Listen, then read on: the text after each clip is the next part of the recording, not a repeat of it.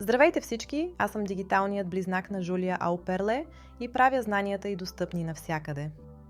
Днес става дума за трудова и здравна защита и за ергономия при почистване на сгради. Защото защитата на нашите служители е с най-висок приоритет.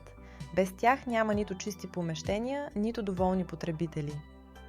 Следващото видео съдържа инструктаж по тази тема.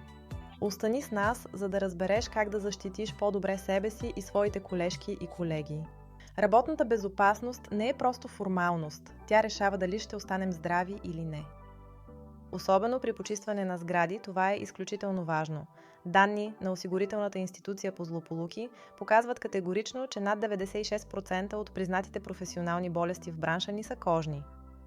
Това ясно показва колко важно е правилното боравене с почистващата химия, защитата на кожата и личните предпазни мерки в работния ден. Затова наистина не е достатъчно само веднъж годишно да отметнеш инструктажа. Защитата на труда става наистина ефективна едва когато разберем защо съществуват определени правила и как да ги прилагаме правилно в ежедневието. Основата за сигурна и здравословна защита на труда е ТАТНАРЕ, оценка на риска именно. В нея се описват възможните рискове в обекта и се определя кои защитни мерки са необходими. Важно, като служител имаш право да разгледаш тази оценка на риска и да разбереш точно и ясно кои мерки са предвидени за твоята лична безопасност. Това включва и личните предпазни средства. Когато дозираш почистващи препарати, например, трябва да носиш предпазни очила. Подходящи ръкавици предпазват кожата ти от химикали и замърсявания.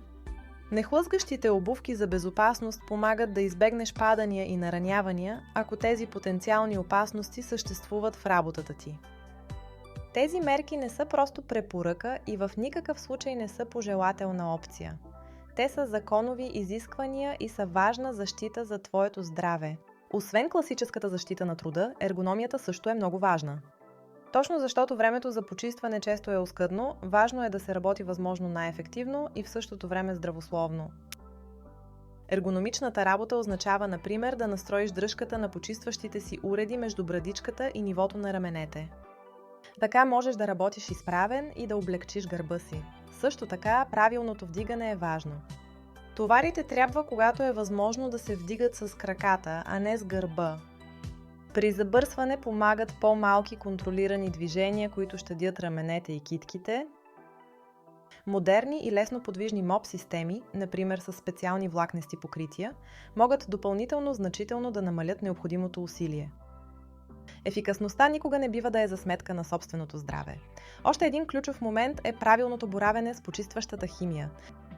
Почистващите препарати имат различни функции. Алкалните почистващи средства се използват най-вече при мазни или белтъчни замърсявания.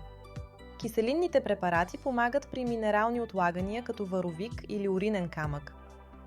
Важно е да знаете, че почистващите химикали никога не трябва да се смесват помежду си. Киселинни и алкални продукти трябва да се съхраняват отделно и винаги да се използват правилно с подходящи дозатори. При поддържащото почистване също се е наложило ТАНАР пръскано почистване. При това почистващият разтвор се пръска върху почистващата кърпа, а не директно върху повърхността. По този начин се избягват грешки при дозиране и в същото време се намалява натоварването на въздуха с аерозоли. Между другото, трудовата безопасност най-добре се учи не само от презентации или от разпоредби, а предимно чрез обмен с колеги и чрез собствен опит в ежедневната работа. Говори за това, кои ситуации са най-трудни, кои решения работят най-добре и кои уреди ти най-много улесняват работата. Понякога си струва просто да пробваш нови работни средства. Един пример е модерна телескопична дръжка с сферичен шарнир.